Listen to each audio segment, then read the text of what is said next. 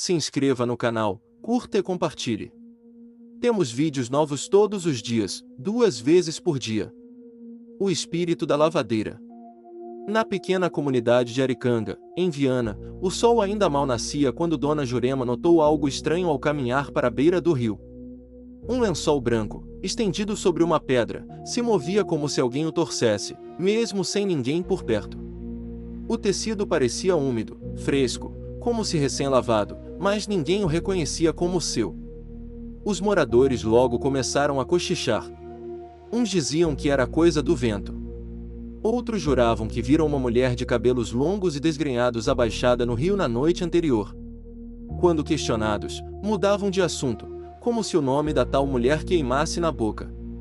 Naquela mesma manhã, o jovem Beto, curioso e incrédulo, decidiu tirar o lençol dali. Mas assim que o tocou, caiu desmaiado. Foi encontrado horas depois, tremendo e balbuciando coisas sem sentido, como se tivesse visto algo que não pertencia a este mundo. Após o ocorrido, ninguém mais ousou chegar perto do rio depois do pôr do sol. O som de água sendo espremida e panos sendo batidos contra a pedra ecoava pelas madrugadas, vindo de um ponto exato do leito, a velha curva da lavadeira. Diziam que era ali que a alma penada lavava seus arrependimentos. Antigas senhoras da vila sussurravam histórias de uma mulher chamada Maria das Dores, lavadeira que desapareceu em 1912 após ser acusada de feitiçaria. Foi espancada e afogada ali mesmo, diante dos olhos apáticos de quem ela um dia servirá. Seu corpo nunca foi encontrado, apenas seu lençol boiando no remanso. Desde então, toda vez que alguém tenta usar aquele trecho do rio para lavar roupa, algo dá errado. Panos somem, roupas rasgam sozinhas e uma voz sussurrada pede: "Devolva meu lençol", entre os juncos. Quem ignora, adoece. Quem zomba, some. As autoridades da cidade alegam que tudo isso é apenas superstição, e que o lençol talvez seja parte de algum ritual local ou brincadeira de mau gosto. Mas os velhos moradores sabem o que viram. E mais do que isso, sabem o que sentem quando olham para o rio em noite de lua cheia. Na quinzena seguinte, 2 adolescentes desapareceram após nadar ali. Um deles foi encontrado uma semana depois, mudo, os olhos sempre fixos no chão, segurando um pedaço de pano branco. O outro jamais voltou. A vila entrou em luto e o rio passou a ser evitado até mesmo pelas crianças. O silêncio da vila de Aricanga já não era o mesmo. À noite, os ventos carregavam consigo sussurros que pareciam vir da água. Esfrega, enxágua, torce, repetiam, num ritmo que lembrava o ofício de lavar roupa. Era como se a própria morte tivesse seu ritual naquela margem esquecida. Na madrugada de uma terça-feira chuvosa, Dona Jurema ouviu batidas de pano contra a pedra do lado de fora de sua casa. Eram 3 da manhã. Ela morava a mais de 800 metros do rio. Tremendo, se benzeu e não ousou olhar pela janela. O som parou ao nascer do sol. Com o passar dos dias, mais moradores começaram a relatar visões de uma mulher com um vestido encharcado, carregando um lençol que nunca secava. Ela surgia nas encruzilhadas, parava em frente às casas, olhava fixamente por alguns segundos e desaparecia. O chão por onde passava permanecia molhado por horas. Uma professora recém-chegada ao povoado tentou racionalizar os eventos. Ela acreditava que se tratava de histeria coletiva causada por isolamento e religiosidade exacerbada. Decidiu, então, provar seu ponto indo ao rio sozinha, à meia-noite, com uma lanterna e uma câmera de celular. Ela foi vista pela última vez caminhando rumo à curva do rio. Na manhã seguinte, seu celular foi encontrado sobre a pedra onde o lençol costumava aparecer. O aparelho mostrava apenas um vídeo de poucos segundos, um pano branco se movendo sozinho sobre a água, enquanto uma voz dizia: "Meu serviço nunca termina". Após o desaparecimento da professora, até os mais céticos passaram a evitar o rio. Até as igrejas locais começaram a se reunir para orações específicas de purificação das margens.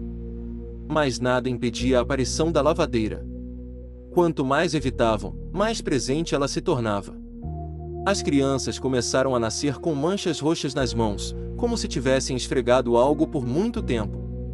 Algumas acordavam de madrugada com as mãos molhadas. Os pais, desesperados, Começaram a trancar tudo com cadeado. Mas de que adiantam trancas contra um espírito? O pânico silencioso passou a dominar a vila. Não se falava mais sobre a lavadeira em público, como se o medo de atraí-la com as palavras fosse pior do que a própria assombração. Mesmo assim, o som da água espremida continuava ecoando madrugada adentro. Antigos moradores começaram a revelar relatos enterrados. Havia um poço próximo à curva do rio, há muito selado com concreto. Contavam que era lá onde Maria das Dores jogava a água suja das roupas e onde, segundo rumores, despejava os feitiços que diziam ela conjurar. Um grupo de jovens curiosos, instigado por vídeos de terror na internet, resolveu abrir o poço selado. Diziam querer provar que tudo não passava de lenda. Usaram marretas e ferramentas rudimentares, quebraram o concreto com risos e zombarias. Encontraram apenas lama e um cheiro pútrido que os fez vomitar. 2 dias depois, um deles foi encontrado morto dentro de sua casa, com a pele enegrecida e o rosto coberto por um lençol amarelado, úmido. Os outros fugiram da cidade, mas um deles desapareceu na estrada. Seu carro foi achado abandonado, com marcas d'água por dentro, como se tivesse afundado. Com o selo do poço rompido, os fenômenos se intensificaram. Agora, além do som de roupa sendo lavada, ouvia-se prantos abafados e pedidos de perdão vindos do fundo da terra. O cheiro de sabão antigo se espalhava pelas casas próximas ao rio, sem explicação. Dona Jurema contou que sua avó dizia que Maria das Dores não queria vingança, mas descanso. Que lavava seu lençol eternamente porque ele ainda estava sujo do sangue da injustiça. E enquanto o mundo não reconhecesse o erro, ela continuaria ali. Surgiu então uma ideia: erguer uma cruz na margem do rio e fazer uma cerimônia de desagravo, com velas, flores e orações. Mesmo com receio, os moradores se reuniram para isso. Durante o ritual, uma chuva fina caiu, e por alguns segundos, o som do rio se calou. Naquela noite, pela primeira vez em décadas, o lençol não apareceu. Os moradores dormiram em paz. Mas foi uma falsa trégua. Ao amanhecer, a cruz estava tombada e coberta por lama. A lavadeira, aparentemente, ainda não havia perdoado. Dona Jurema sonhou com a lavadeira. Em seu sonho, Maria das Dores a olhava com olhos fundos e dizia apenas: "Meu lençol não é meu." Jurema acordou assustada e passou o dia tentando entender. Decidiu vasculhar documentos antigos da paróquia e encontrou algo perturbador. Na época da morte de Maria, uma senhora chamada Carlinda, esposa de um coronel local, havia acusado a lavadeira de feitiçaria. Mas um manuscrito antigo indicava que, na verdade, Carlinda invejava a beleza da lavadeira e temia que seu marido estivesse encantado por ela. O lençol que Maria lavava era da própria Carlinda. Uma forma de humildemente servir e ganhar o pão. A acusação de bruxaria veio no dia em que o lençol sumiu da casa do coronel. Nunca souberam que Carlinda o havia escondido para culpar Maria. Jurema, então, procurou herdeiros da família Carlinda. Descobriu que a última neta vivia reclusa em uma fazenda nas redondezas. Após muita insistência, convenceu a mulher a visitar a curva do rio e pedir perdão, levando um lençol branco como símbolo de devolução. Na noite do reencontro, o céu estava limpo. A senhora se aproximou da pedra, ajoelhou-se e chorou, pedindo perdão em nome da família. O lençol foi deixado sobre a água. Por alguns instantes, nada aconteceu. Então, uma brisa forte levantou o tecido e o fez desaparecer rio abaixo. Naquela madrugada, nenhum som foi ouvido. O rio dormiu. Nenhum pano torcido, nenhuma voz.